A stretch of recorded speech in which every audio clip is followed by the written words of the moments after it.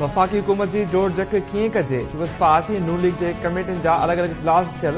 मर्कज़ में हुकूमत साज़ी ऐं वज़ारतनि वारे मामले ते गौर कयो वेंदो। मौलाना फज़ल रहमान जी सदारत हेठि JUI जे मजलिस शूरा जो इजलास अॼु ॿीहर थींदो। हुकूमत में शामिल थियण या न थियण ते गौर कयो वेंदो।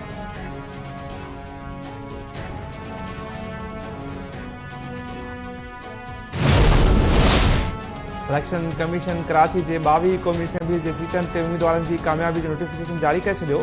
MQM जे 15 ऐं पीपल्स पार्टी जे 7 मेंबर्स जी कामयाबी नोटिफिकेशन जारी कयो वियो। सूबाई असेंबली जा अञा ताईं नोटिफिकेशन जारी न थिया।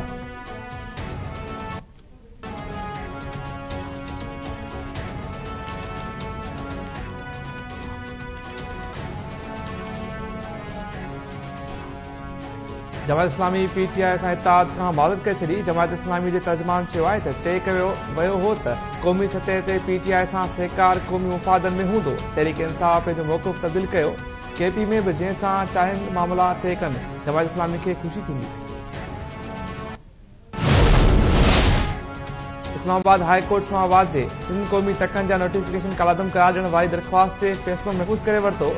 NA 46, NA 47 ऐं NA 48 ते उम्मीदवारनि जी कामयाबी ख़िलाफ़ दरख़्वास्त ते ॿुधणी थी। चीफ जस्टिस आमिर फारूक ॿुधणी बाद दरख़्वास्त ते फ़ैसिलो महफ़ूज़ कयो।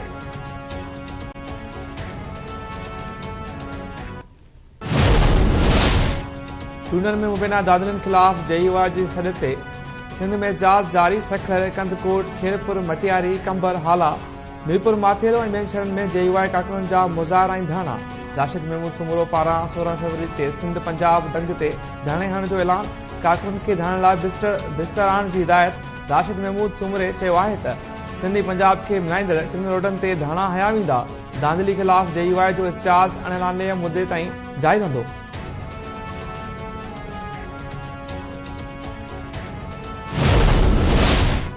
लॻे थो त इस्लामाबाद में को बि घर महफ़ूज़ न आहे। पुलिस बग़ैर वारंट जे घरनि जो तक़दस कीअं पामाल करे सघे थी?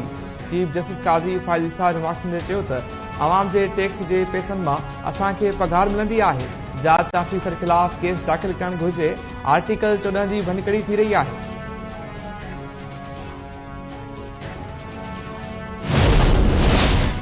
सिंध हुकूमत पारां इलेक्शन ड्यूटी न कंदड़ सरकारी मुलाज़िमनि ख़िलाफ़ कार्रवाई जो फ़ैसिलो। हुकूमत समूरे कमिश्नर ऐं DCs खां ड्यूटी न कंदड़ मुलाज़िमनि जा तफ़सील तलब करे वरिता। इलेक्शन ड्यूटी न कंदड़ मुलाज़िमनि ख़िलाफ़ इलेक्शन एक्ट तहत कार्रवाई कई वेंदी।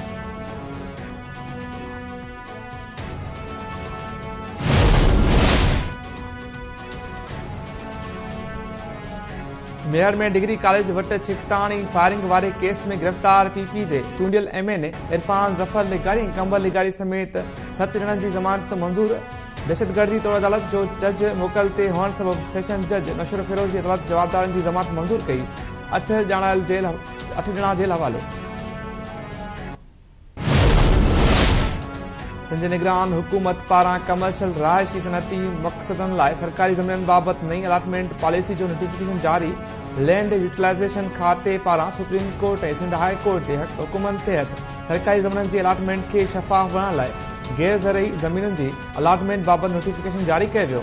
सिंध में फ़ौती खाता रखण लाइ हाणे नादरा जे FRCB लाज़मी करार। फ़ौती खाते लाइ नादरा फैमिली रजिस्ट्रेशन सर्टिफिकेट लाज़मी ॾियणो पवंदो। गज़ेट नोटिफिकेशन बि जारी।